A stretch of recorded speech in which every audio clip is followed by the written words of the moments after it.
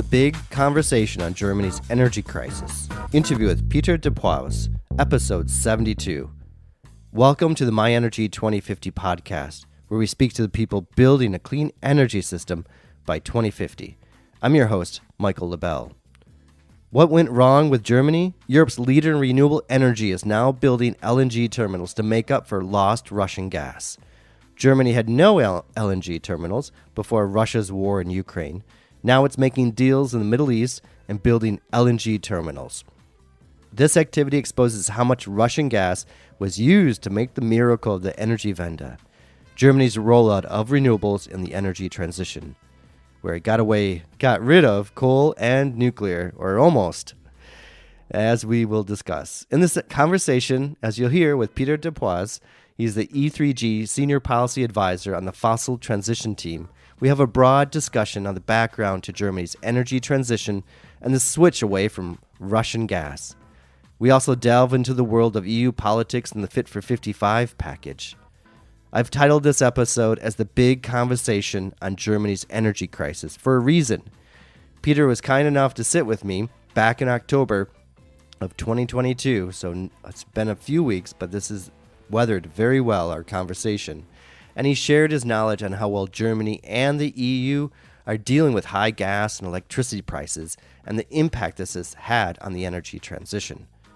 Our conversation, this is why I label it as the big conversation, covers a wide field of the energy issues. I was really impressed by Pieter's knowledge about the policy-making process and the balancing act that politicians straddle. He was also very knowledgeable, he is very knowledgeable, about the workings in Brussels. I've done minimal editing, as I usually do, because usually I screw up when I edit. But this episode unfolds in a gentle conversation style where a lot of topics are discussed that are both clearly connected and other times maybe it seems a bit random. But we do make progress over the hour. By the end, I'm convinced you'll have a greater understanding of the politics behind Germany's energy transition and a new perspective on energy security that the German government holds. As Pieter describes, maybe Poland and its cautious stand against Russian energy interests was justified. Certainly, Germany and the EU are now adopting the Polish energy security position, and we have a lot more to say about this in our conversation. Before moving on, we have big news this week. As I mentioned last week, we are launching the Repowering Leadership in European Energy and Food Summer School. This is done with the Central European University's Summer University program and with the Open Society University Network. You can find a link to the call for applications in the show notes. It's going to be fantastic at the end of July 2023. So get your application in before, I think February 14th is the deadline. A final note, this interview is done for my current role as an Open Society University Network Senior Fellow at Chatham House, the Royal Institute of International Affairs. Funding was generously provided to produce the podcast. I got a whole bunch of episodes I'm still going to be getting out in 2023, so stay tuned for those. And now for this week's episode. Okay. I'm here today with Pieter de Pous. He's the E3G Senior Policy Advisor on Fossil Transition on the Fossil Transition Team. Pieter, to start off, first I want to say thank you for making the time to be on the My Energy 2050 podcast. Thank you. Okay, great. Now it's a good start. But my first question is really working here at E3G, how did you get this job? Because part of my audience are students and people that are interested to move into energy, and I would say the environmental sector as a whole. And how did you end up here?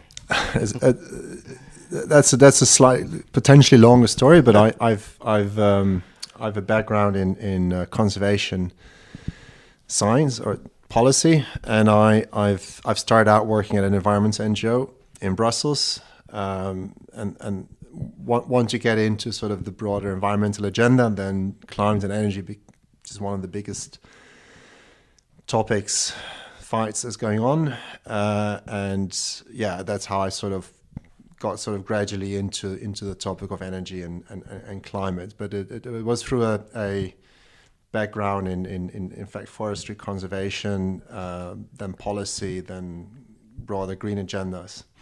Okay, excellent. And for those that don't know, could you maybe describe a little bit about E3G itself as an organization and what Right. they do. So E3G is a we call ourselves a European think tank.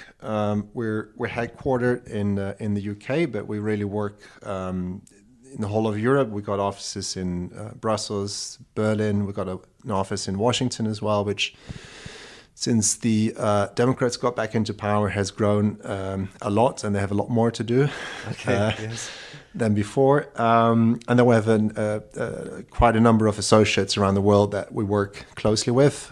So we have a global focus or global perspective, but we really work through the European and now to a larger extent the US, trying to shape basically global climates, policy, and from there we're getting into topics like energy, clean economy, broader green finance, and the area I'm working on is really what what started off as a coal to clean transition program, but it's really become a fossil to clean transition program. So more broader than just coal. So I think one of the things we've noticed when we started off the work on the coal transition, and that gas was, and I think we're going to talk about that a lot more shortly, was still widely seen and believed to be by many a transition fuel. So the more we advance on the coal phase out, we realize we need to address the coal to gas transition risk much more explicitly, and that's where we're at now. So we're trying to basically go away from just getting out of coal to basically getting out of all fossils. Our work is focused on the power sector. Okay. Yes.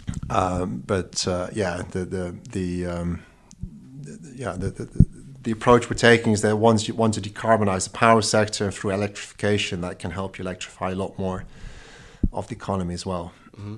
And so when we're talking about phasing out gas, so maybe we'll talk within a European context on this. When we talk about phasing out gas within the EU, is it perceived? Maybe we'll avoid the Russia question and the gas for the moment, but which for only a moment, we can't avoid it for long. But is that seen to be happening quite quickly, or we have kind of pre-war and post or middle war? I think we're. So I think one thing always really important to point out is that energy policy was always a national competence, right? So the EU's involvement in energy was always indirect through, climate policy, clean energy promotion policy, etc. But your choice of your energy mix, particularly on questions like nuclear or not, are very much national competence. So I think the EU conversation on this was always dominated by the sort of that dynamic. EU stay out of that. Yes. Attitude by member states. And one of the interesting things is that when we realized that Europe was actually getting out of coal, I mean, there's been a huge decline in coal power generation in Europe. It was the gas industry that was speaking most loudly about that and cheering it on and saying, look, yes, we're here we are. We're going to take over. But it's not an EU. It wasn't an EU conversation. It was very much a scattered national, different dynamics. And gas was always, and I think the gas industry has been always very successful in positioning themselves as a bridge fuel. I always said that's just, bridge is just the wrong metaphor. It's a ramp. It's just going down a little bit. Okay. The length of the ramp going down is a little bit longer than coal. Yes. It doesn't make you a bridge. Okay. Right? That's just you're still going down. You're just going down a little bit later than coal. Okay. Yes. But I think gas has always been very successful in positioning themselves as, no, we're the bridge, we're the transition. You're going to need it. And I think that's the one thing that just changed overnight. Of course, once that war, and I will say explicitly escalated, it didn't start in February, right? It just it expanded massively. Of course, a lot of people are saying, well, we've been warning you all the time about Russia. Yes, it's true. But it had to come to this before Europe actually woke up and realized how bad things were. Yes. And of course, what it did is it completely destroyed the whole notion that gas was there as a bridge fuel. Yes. And I think this is one of the big dilemmas that you have now is the whole business model of Germany of being an export master, of being a big producer, was all hinging on since the 70s, since they replaced coal with gas from Russia, depending on that cheap gas from Russia. And an obvious new business model isn't there yet. And Germany thought they were going to have years. Yes, but it's decades to change that. Yeah, it's so obvious now that how dependent Germany was on Russian gas. It was always obvious. I think Germany just managed to get away with doing it regardless of all the criticism that they received. Mm-hmm. They've been very, very good in just blending out. When we were, I've started here, I think 4 years ago. When we tried to sort of cautiously point out that there may be other things you might want to worry about other than building more gas pipelines. Nord Stream 2, we tried to be very subtle. Yeah, okay. Because we knew if you were going to be very clear about, look, it's a stupid idea, don't do it, then you lose the lose the attention, you lose the focus. The people in the Foreign Office and other. It was so deeply ingrained. This is the way we do it. This is a German program. We know better. Mm-hmm, mm-hmm. There was no way of getting through there. And that, I think, is changing now. It's not going easily, by the way. I think a lot of the debate in Germany right now, a lot of this almost the frustration people have with the war, particularly from SPD, is a lot of people just finding it very hard to admit they made a mistake. I mean, Scholz just now has gone even on record saying, "I always knew they were going to weaponize energy," which is really bizarre, because he was actually, as a finance minister, he even offered, there was a point he offered 1 billion euros of support to LNG terminals to bribe off Trump. Jeez. Imposing sanctions on Germany. It's all recorded. I mean, yeah. Like, we all know what they were, but I guess, a lot of people are having a really hard time pivoting away from what they've been doing into where we are now, and that's still very much going on. But does this explain why Germany is planning to build so many LNG, like 2 or 3 LNG terminals? I think, to be honest, I think that was a bit of a knee-jerk reaction. Like, okay, so no Russian gas, where's gas? It's LNG, let's get it. The thing that hasn't been thought through is that if your approach is replacing your Russian gas one-on-one with LNG and think everything can continue as normal, that's not going to happen. And I think that's what they're starting to slowly realize. I mean, Habeck went on record a little while back ago saying, complaining about the high prices being charged by friends like the US. Yes. Which went down really badly with a lot of people who said that we should be happy there's any gas for you. Yes.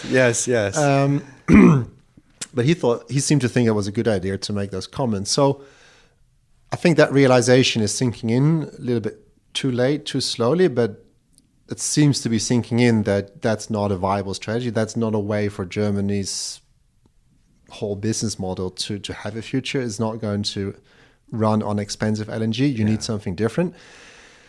I think Germany is getting ready to go into a sort of, we need 100% renewable power sector. They're accelerating on that.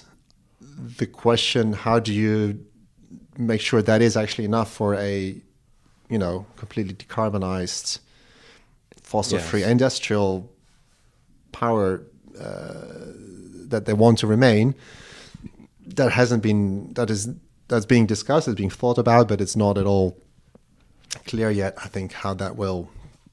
Okay, and is this where hydrogen comes into play, or I think this explains gas? Why Germany is so obsessed with hydrogen and looking everywhere around the world to get it.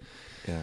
I think, but again, the fact there is no, it's completely unclear whether that is at all going to be an alternative in terms of, just the mechanics of the export. Do you go for pipelines? Do you do shipping? How much of it? What are the economics of it? Yes. None of that has been cleared, and it's not at all clear that will actually happen. Yes. I think if I mistake, it was Irena who did an interesting analysis. Basically said the global hydrogen market is not going to be like the global gas market. Margins will be very low. It's not going to be a lot of incentive for countries to do a lot of trade in hydrogen itself. It's much more likely people are going to, the ones who are going to produce a lot of hydrogen will, I would say, that they'll use that to build up their own industries, to, develop their own green steel, and then, you trade in a high value added products.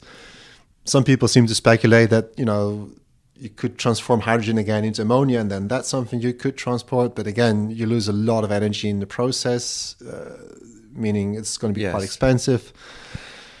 So it's, I think that the German obsession with hydrogen explains that. For me, it's more of a signal that sort of whole, debate on its future as an industrial power hasn't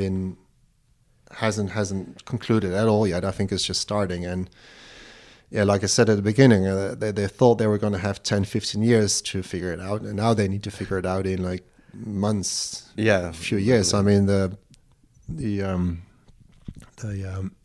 commission. So the German approach is always, if you need to solve something, you appoint a commission, and they just had a gas commission that made a proposal on how to implement the what they call a gas price cap. And one of the things they said, they've just brought out a first report on Monday morning, very early after spending the whole weekend arguing over it.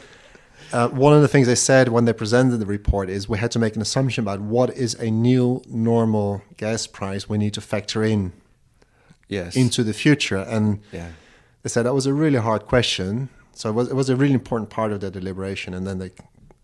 once that, because they need to know how much it costs. Exactly. So you need to start support. Exactly. So they had to make some assumptions on that, but they were very explicit. The message basically is, this is what we think you're going to have to get used to. Yes. We're going to give you help for the short term for anything that goes above it. But if you're not able to cope with those new prices, you can't get used to that. You might need to rethink your future here. Yes. So I think that's where it starts to. Yeah, I mean, but get real. Does this put it? Maybe we can talk about the Energiewende. Does this put it in different light then, both in terms of like, because this was always the big story, I would say internationally, of look at what Germany's doing on renewable, solar and wind, and then it kind of covered up this growing gas reliance, Russian gas reliance, but then now industry. Maybe I'll just end it like that, because I really want to go back to the industrial policy or impact on the industry. But with the Energiewende, because the industry wasn't involved in that too, or so much. Or I think the Energiewende was always. I think the big achievement of the Energiewende was that it made renewables cheap. It helped create and scale renewables, and that I think is one of the probably biggest historical achievements Germany has made, because this is and China helped a lot as well, of course. But that they did a lot of heavy lifting, brought down the cost curves, and puts us into a situation where this is now available for the whole world. Okay. Right. Yes. To have that cheap renewables. I think the whole irony of Germany's Energiewende is that they did that in order to get rid of coal. But then if you look at some of the growth graphs of for example, solar in Germany, it was going up. It was an exponential growth curve, and then it collapsed in the early 10th. I don't know how to say it either. Yeah. Okay. 2012. Sorry, that time. It's 20s. This is when you can start. Yeah, start actually using it. No. So, so there was a real collapse for a variety of reasons. Some were linked to problems with grid developments, permitting, etc., but also political opposition. So there was a real pushback against faster growth of renewables in Germany. Mm-hmm. So Energiewende in Germany was never a sort of done deal or a there's a huge. There was always, and particularly around the question of how long do you stick with your coal and your gas assets. Coal was incredibly sensitive in Germany because of the political structure, concentrated in a few regions. Very powerful, dominant utilities that had no intention whatsoever to stop burning coal and closing. One of them even put a new coal plant online like 3 years ago. So it was so it was never sort of the picture was always, it wasn't very black and white. I mean, there was a big step forward, but then right when renewables were getting cheap and Germany could actually benefit from the whole. They've really sort of missed out on that. They've been holding back on their renewable ambition, replacing not just nuclear but also the fossil and gas sources of renewables. That's where basically I always talk about a lost decade Germany has had, and that's where gas basically came in. Okay. And that's where gas dependencies actually went up. Coal kept going down, renewables were going up, but not far enough. Yes. To actually also replace gas. And that's where, and I think this government is trying to course correct there. I mean, they are definitely trying to, pick up where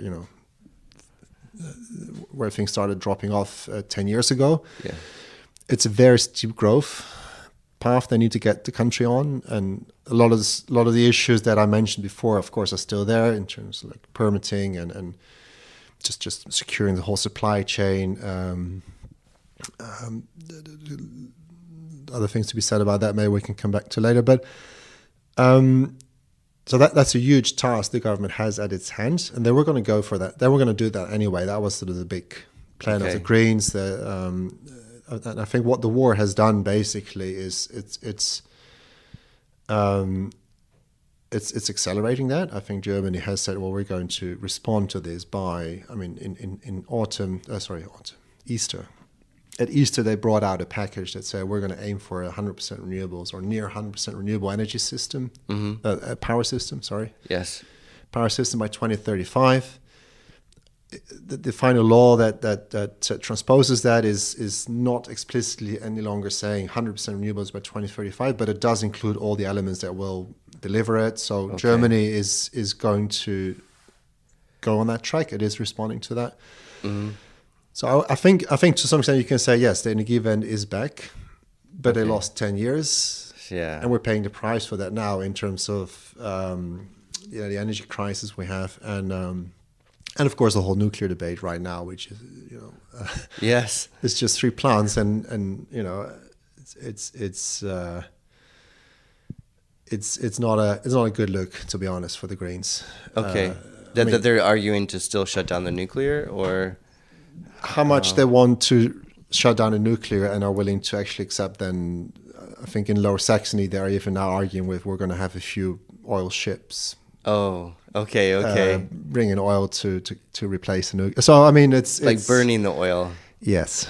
What's wrong with that? That's how they did it in the 70s or 60s and 50s, right? Yeah. So yeah. I think if the Greens had just said, look, we don't like it, but this is an emergency situation. We'll let it run for another year, 2 years, and then in return for that, get some concessions from the Liberals, like speed limits and bigger spending, more fiscal space to spend more, invest more, and that would have been smarter politics, I think. Yes. It would have still let the nuclear phase out would still happen, and the whole debate would have been. But now it's really I'm interested in this last decade then, because I know we should get to some of these questions, but it almost goes to that, because this last decade, who was industry pushing for the gas rather than going with renewables, or how did gas become such an important part? I think industry was. I mean, the gas story starts a long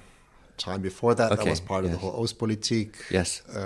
Germany was, a lot of its mines were stopped producing in the 60s, 70s, lost their competitiveness, and had to look for alternatives. And then, of course, they made a very bold the Soviet Union proposal and said, we're going to get it from Russia, from Soviet Union at the time. Yeah.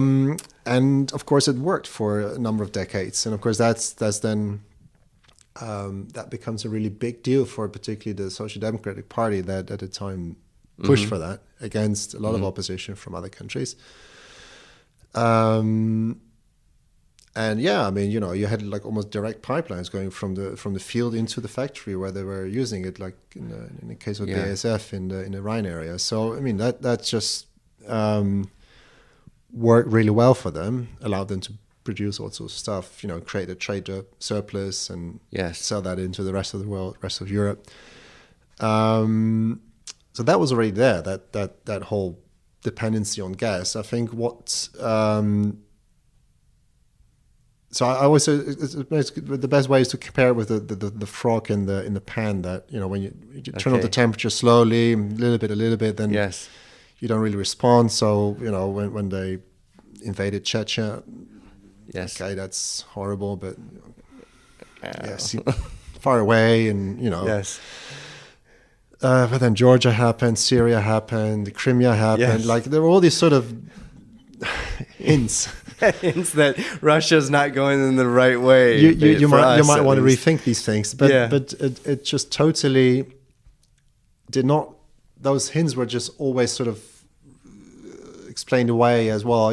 Russia has legitimate interests and it's legitimate and it's fine, and we should always take their point of view. And all of those people who are still very active in the debate right now, arguing for Ukraine to give up some of its territories, or not to give weapons, or drop the sanctions. I mean, it's there's a whole ecosystem. So there's political pressure for that opinion, for that approach in Germany. I mean, I would say it's more in the fringe now. I mean, the people who push for these things are generally seen as slightly fringe.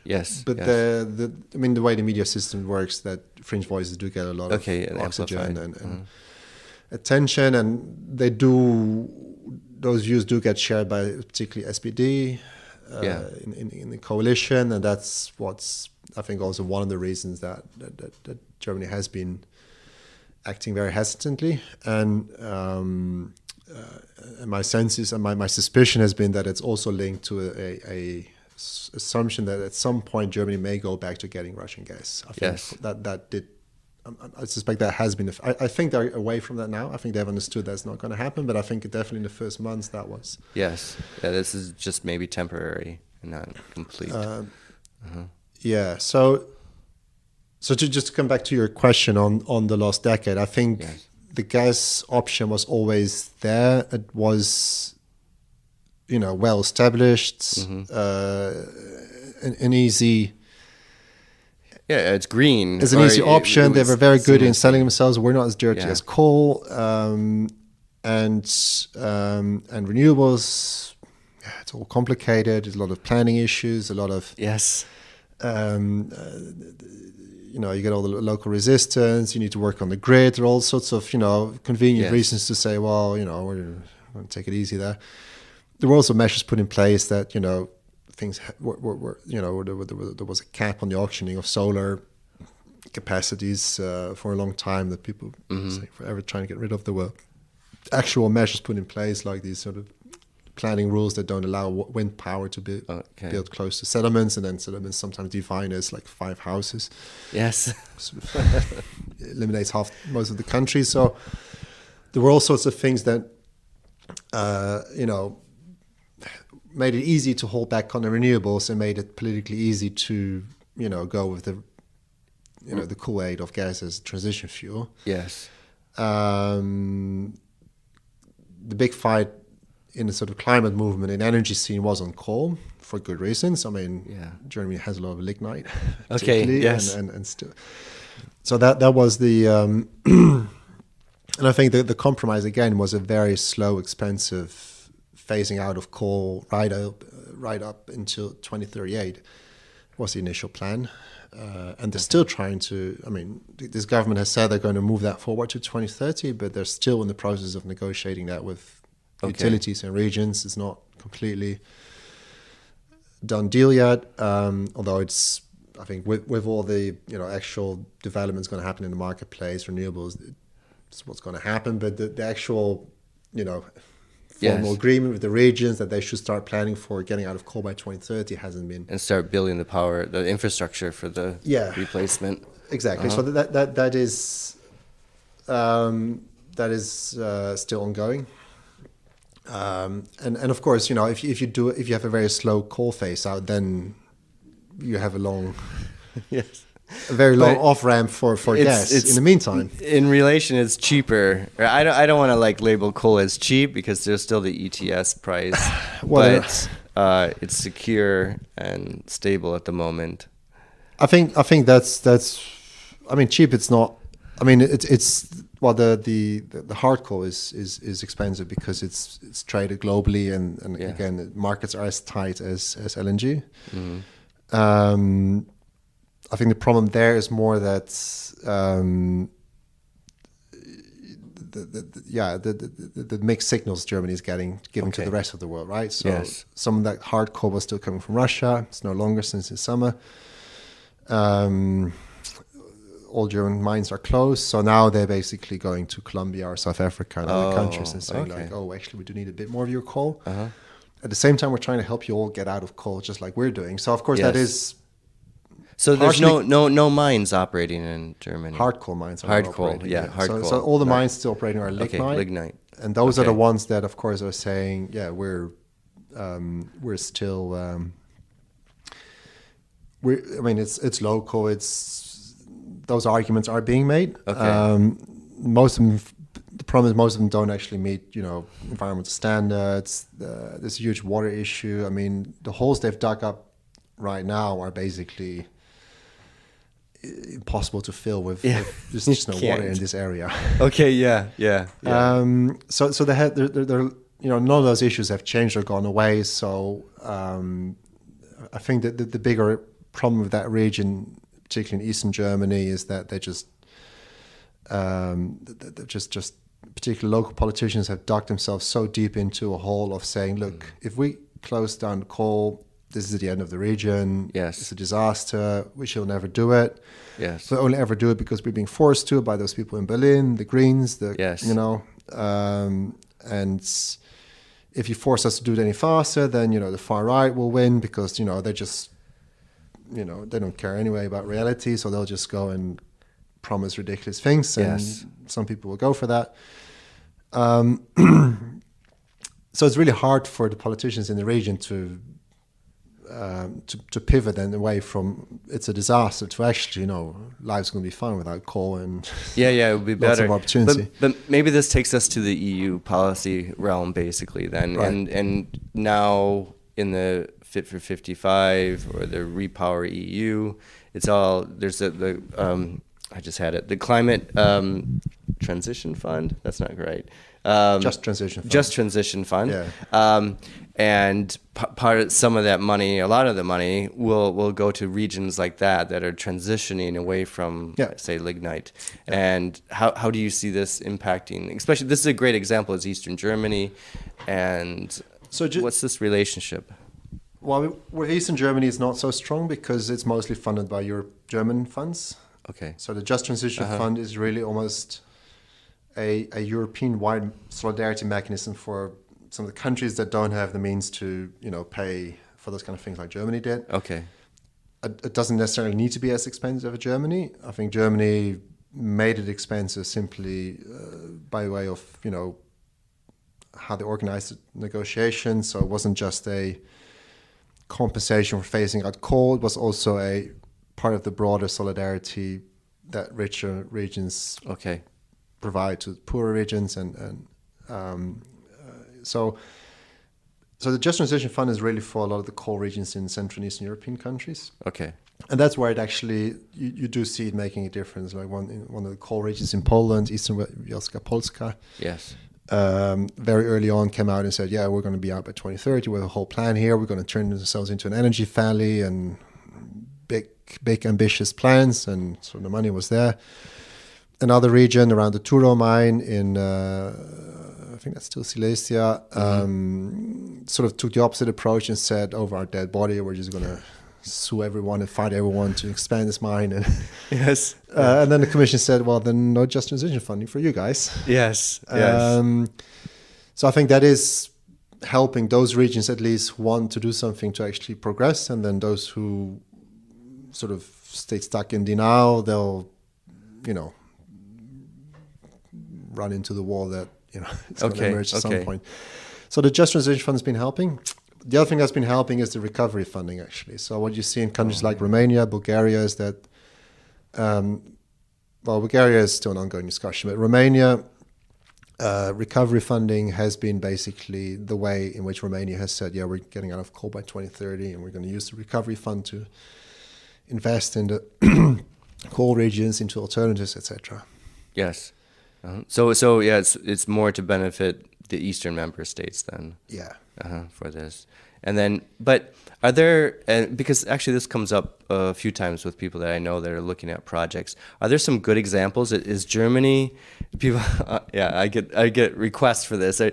Is Germany, is there a good example of a region that has redeveloped, that has shifted away, or is in the process of shifting away, where they took the money and they used it well to transition a region or foster a new economy, or is it really still a struggle?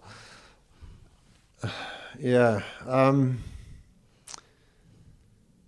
I think, this really goes sort of into the sort of some really fundamental questions about how realistic is it that a region that has been very specialized in one way, yes, mostly for geographical reasons. Coal regions are coal regions because there happens to be coal in the ground. Yes.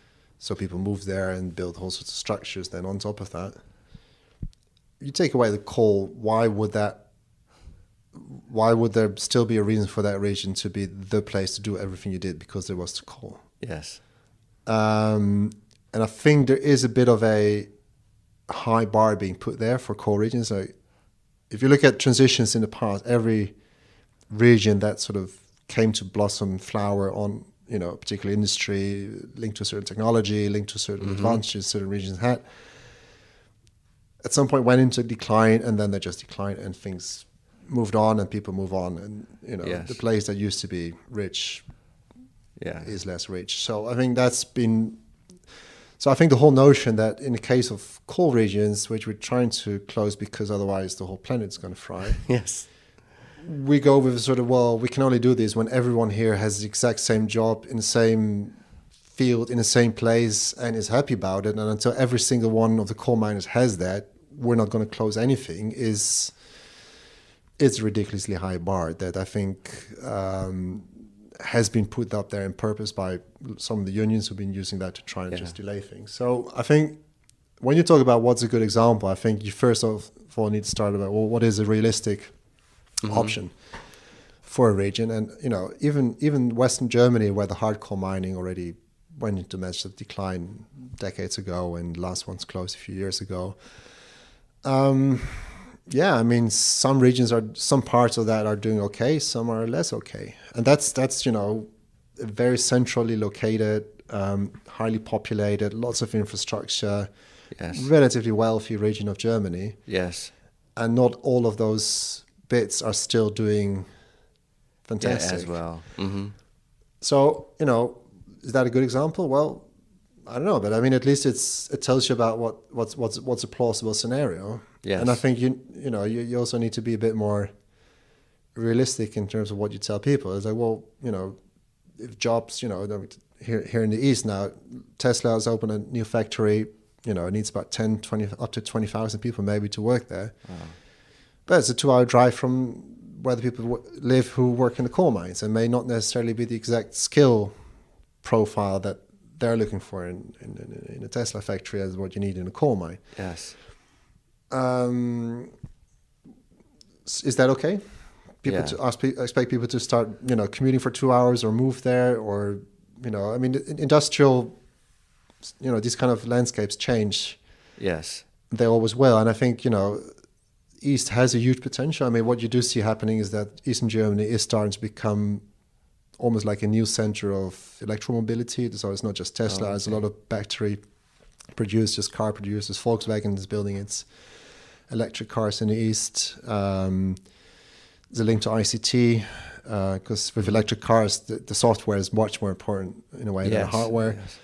So there's definitely industrial future for Eastern Germany, but it may not be exactly all in the exact same place with the same type. So you're going to have to ask people and help them to adjust and and offer them options there. But I think beyond that, that's... Yeah, what can you do in a former coal mining region? Yeah, how many people can stay, or what can the local economy support? And also, what are your... So one of the big plans for them is to turn this into a massive lake district and turn it into a big recreational area. Okay. Trouble is, there's just not going to be enough water for that, to fill those lakes. I think I've heard of this plan before, actually. So I didn't know there wasn't enough water for it. Okay. No,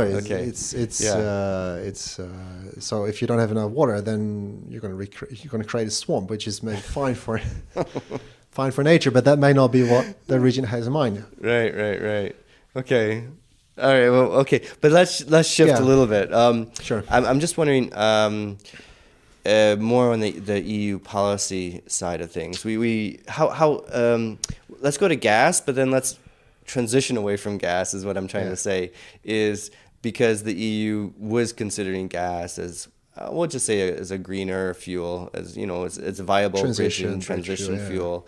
How much influence or kind of this perspective was communicated through, I would say, the European Commission or the European Parliament, that gas was a bridging fuel and was acceptable?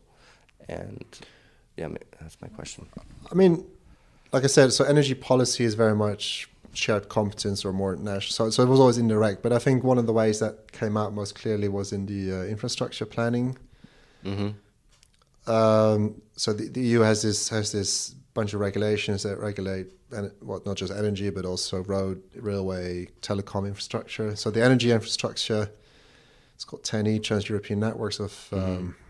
priority projects. Yeah, and then under those, you identify priority projects. And for example, what you'll see there is a huge overrepresentation of gas projects, which has been a known problem for years. And every time these PCI lists were revised, everyone said there's too many gas projects in there. And the Commission said, yeah, we sort of know, but it's the member states who are proposing them. What can we do? But I think that shows you sort of it wasn't...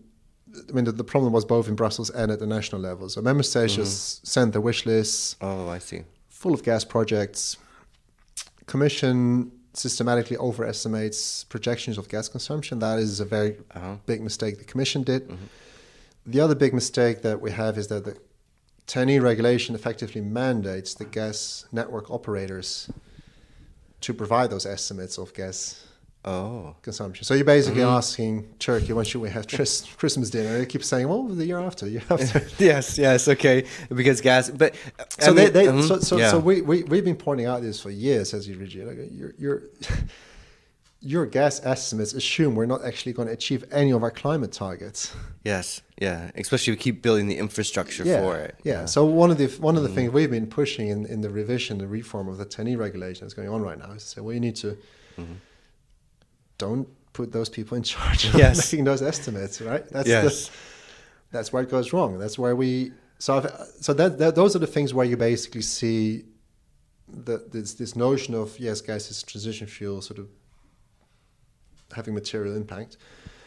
And of course, then, the Commission has to defend that because in the end, it's their proposal. So then that's, of course, where they go into, but I mean, it's a bridge fuel, right? So yeah, we can do it. Yeah.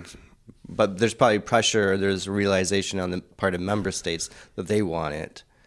And so they don't want to maybe challenge it too much. I know, that's why I say it's not just the Commission. Yes, So, I mean, it's a design problem in the sense that gas network operators are mandated to make those decisions. Yes. You should not ask them. You should get an independent body to do that and say, this is a realistic estimate. That's, by the way, also where the whole hydrogen-ready nonsense comes from, because when that became the argument, well, we don't need it all for gas, but it's going to be hydrogen ready, right? So it's all going to be fine. Just keep building this stuff. And so what about, let me just stop you right there. What is this hydrogen ready? Because no one knows. That's the point. Okay. It just sounds good. It's going to be hydrogen ready.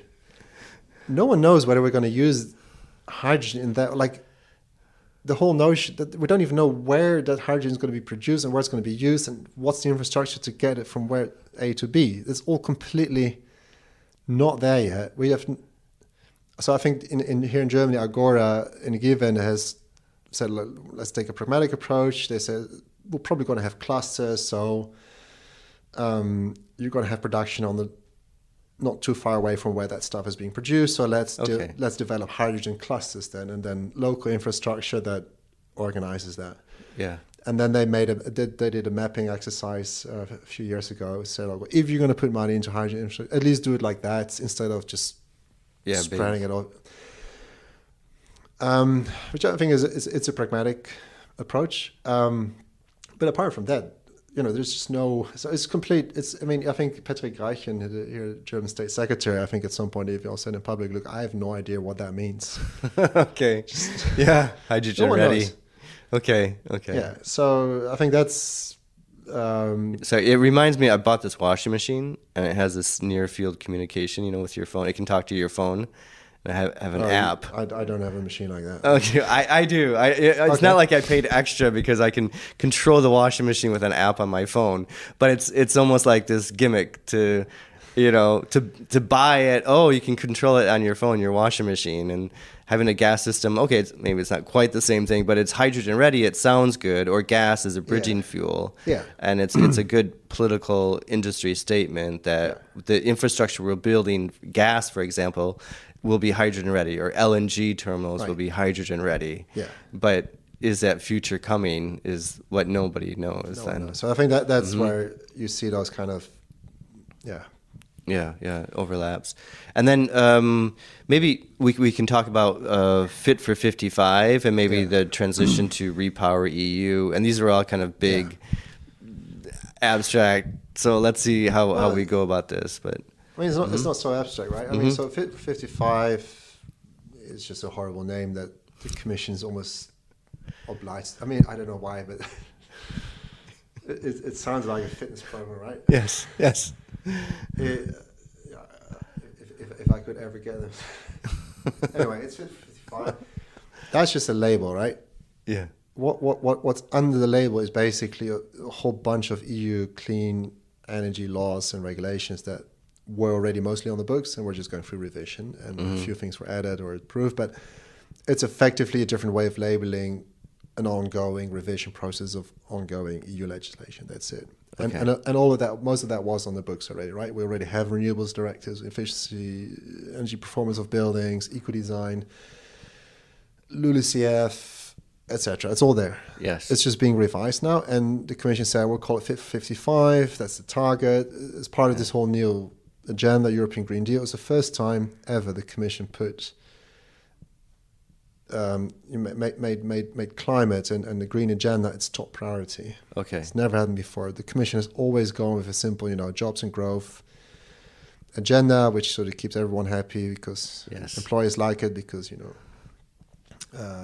usually means deregulation and industry friendly, and the unions like it because it also comes with investment and and growth. So that's the sort of easy common denominator political agenda the Commission has basically been running with for like 20 years. Okay. So this is the first time they actually make a genuine effort to prioritize the green transition, get serious about this stuff. So I think it is a really big deal. You shouldn't sort of be dismissive about it.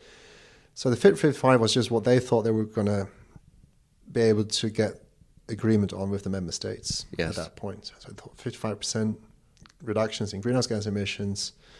And what the other thing I think always keep in mind is that the EU, in most areas, the EU over promises and under delivers, but that's not the case in climate. It's the opposite. In climate, the EU actually under promises and over delivers. Okay.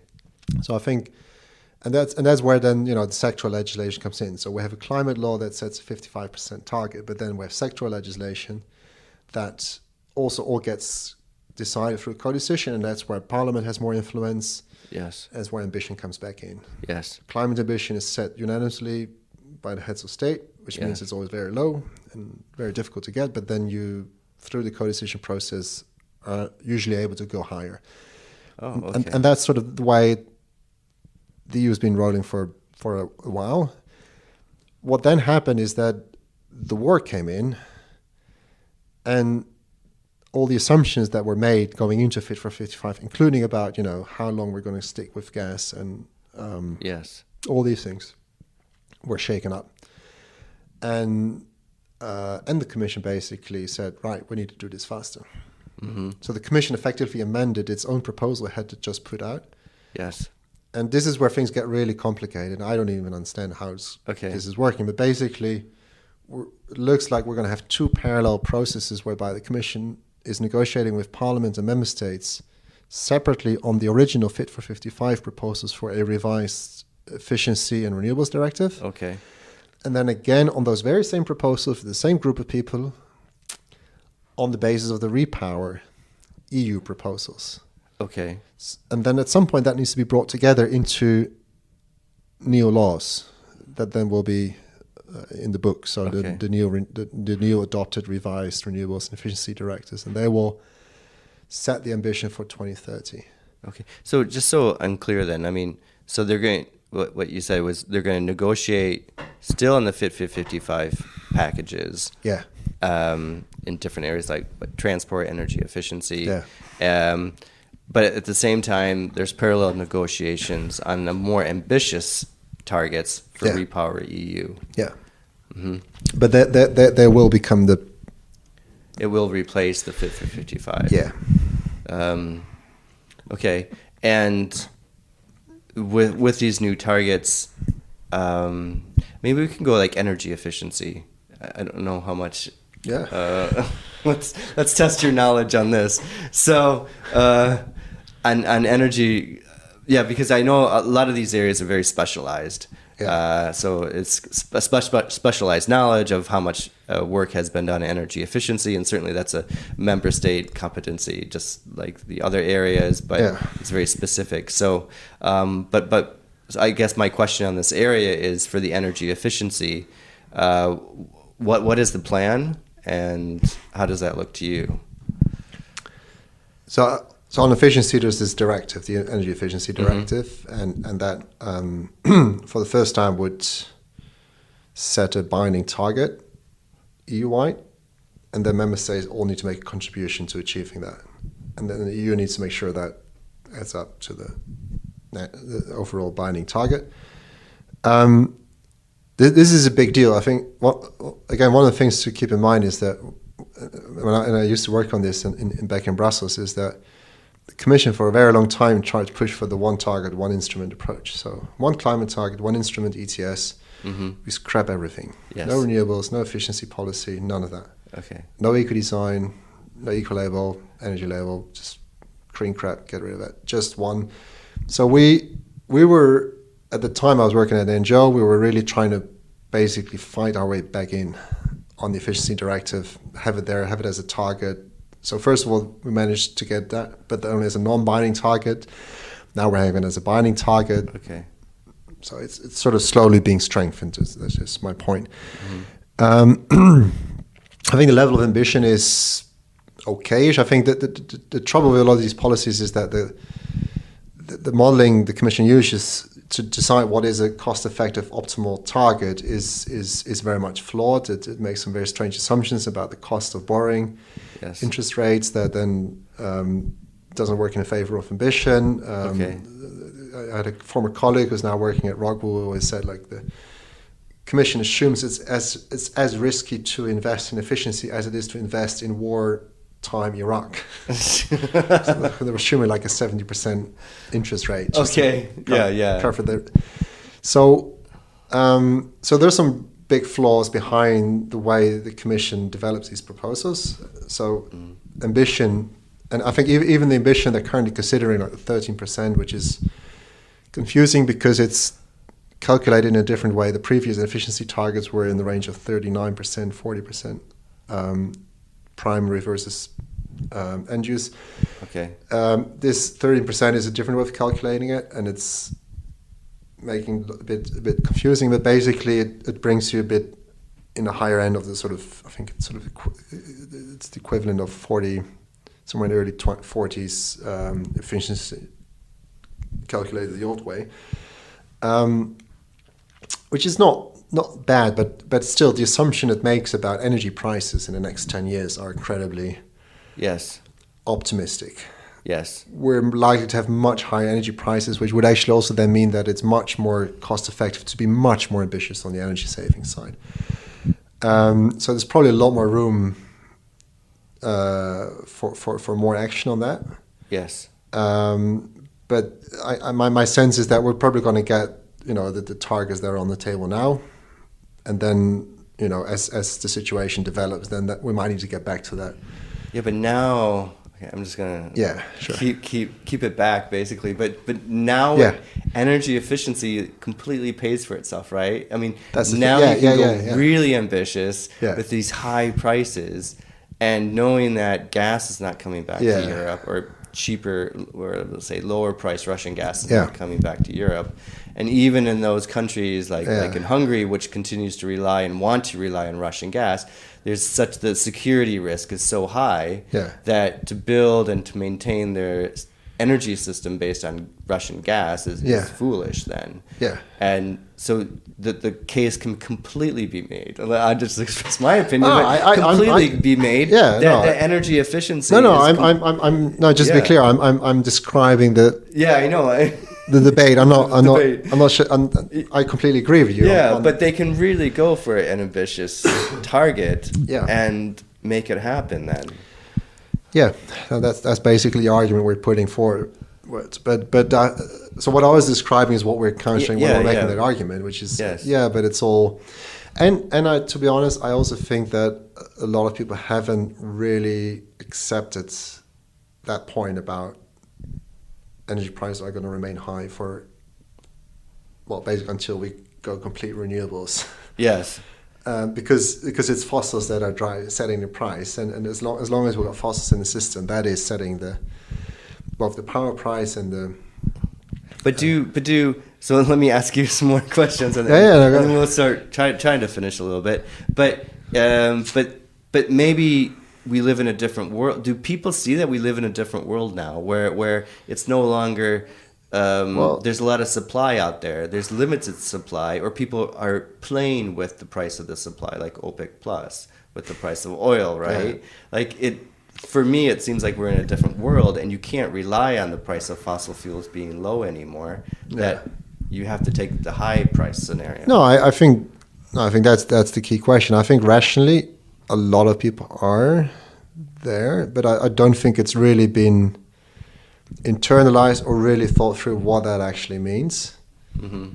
And I think that's where it gets difficult, and I think Eastern Europe is particularly interesting because they, like no others, have understood the security situation we're in with Russia. Yes. And I can completely understand the frustration, and I always tell, Germany should just go with it. Look, you were right and we were wrong on that, and we're sorry, and we're going to listen to you from now on. And in return, the Eastern Europeans should tell Germany, look, that's appreciated. Don't ever do that again. In the meantime, you were right about the renewables. Yes. Could we work on that together? And I think that's sort of the kind of political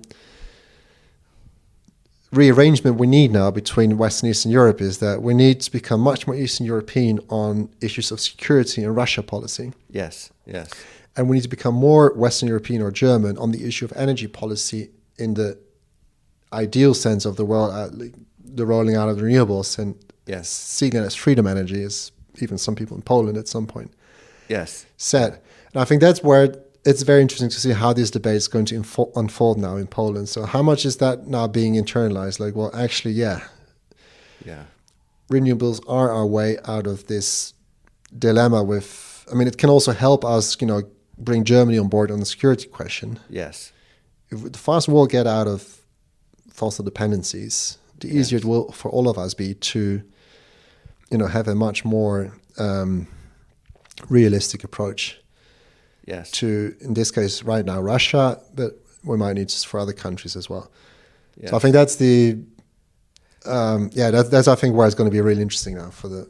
Yeah, as it unfolds, and maybe maybe it does take people time to realize that these high prices are here to stay for a few years. And it depends on what your domestic resources are. So the Polish coal miners, for example, apparently, from what I've heard, their conclusion from the whole thing is See, you need us. Yes.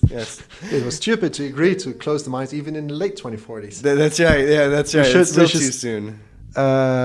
So Poland is not. It's not an easy. It's not like the debate has become any easier. But I think the difference is that there is a debate happening in Poland on this, and Poland is actually having some reasonably ambitious, not super, but reasonably ambitious plans to build out its own domestic renewables base. And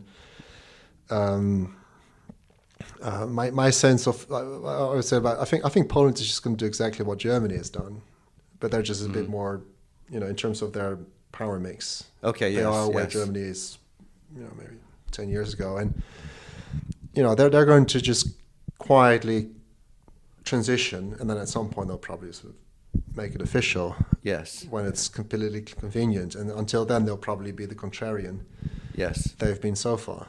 Yes. Wait till it's done, and then. And to be fair, that's how Germany did it. So I don't think we should also be too. That's true. The change, but do you think maybe this gets us into the area of solidarity, or how do you see solidarity developing? Energy solidarity, because this is kind of like the new old term, but energy solidarity, because there is this point in time now. How do you see that developing in the future? Or if you're not optimistic, I'm trying to end. No. I think it's. So first of all, I think there's a huge tailwind on the side of technology. I think Greece just last week had its first 5 hours, but still. Moment of 100% renewables in the power system, like zero coal, zero gas. That's Greece. I mean, they had like 40% of lignite in the power mix until very recently. Wow. So, I think we're going to see probably a lot of that kind of developments of huge growth. I mean, I think we're going to have a huge amount of growth of that in a lot of countries. It could change the dynamics. So, I mean, the whole dynamic of Germany versus Southern Europe could change really because, right? Yes. Until now, Germany was lecturing Southern Europe. Oh, we're a good example, and should be more like us. And then now everyone goes like, "Oh, but you just had cheap gas from Russia. That's why you managed to sell us all that stuff and run a trade surplus." So maybe, Germany's relationship with Southern Europe needs to change in a way that, it needs to much more look at Southern Europe as this energy supplier for its own industry, and then that could rebalance relationships and reset them in a way that are probably much more equitable and healthy. I mean, but it's very hard to just, I mean, this is very speculative at this point. I think we just need to see how these things play out. I think Northern Europe will need to start showing a bit more generosity, solidarity on the issue of how do we get through this crisis, joint borrowing, etc. Mm-hmm. I suspect that's going to happen in the end. I mean, Scholz made what he said last week. He was open to it, then immediately denied it. I guess we'll come to some kind of agreement at some late council session in Brussels. That will, probably, show progress there. I guess it's a combination of just trying to sort of do at least the minimal right things in the short term now that improve solidarity, builds trust, and then keep that growth curve going. And then, you're coming to a situation where, relationships really can start maturing and growing. And I think Ukraine is a very interesting example in that respect, because they're not just, I mean, I think, at some point it becomes like, well, we should be happy for them to want to join us as EU. I mean, I think what they've done for Europe is beyond anything anyone has ever. I mean, it's incredible. And if they manage to successfully, win this war, protect themselves, reconstruct themselves, build back, using the full potential of their renewable energy sources, it could become a massive green-driven powerhouse of Europe. Yes. Going forward, the wind potential, the solar potential, its land area is incredible. Yes. We should already start thinking in those terms. Fingers crossed. Yeah. I think that's where. Yeah. Okay, excellent. All right, Pieter, thank you so much. I know this is quite wide and diverse conversation, but it was an excellent discussion. Thank you. No, thank you. It was great. Great. Thank you for joining us for this episode. We produced the My Energy 2050 podcast to learn about cutting-edge research and the people building our clean energy system. If you enjoyed this episode or any episode, please share it. And remember, each episode is equivalent to consuming 10 journal articles, 1 book, and 500 charts on how to implement the energy transition. And you get it all in less, usually, than 60 minutes for each podcast. Guaranteed. I can actually say no other podcast makes this guarantee. The more we spread our message of the ease of an energy transition, the faster we can make the transition. You can follow us on LinkedIn, where we are most active, on the My Energy 2050 page, or on Twitter and Facebook. I'm your host, Michael LaBelle. Thank you for listening to this week's episode.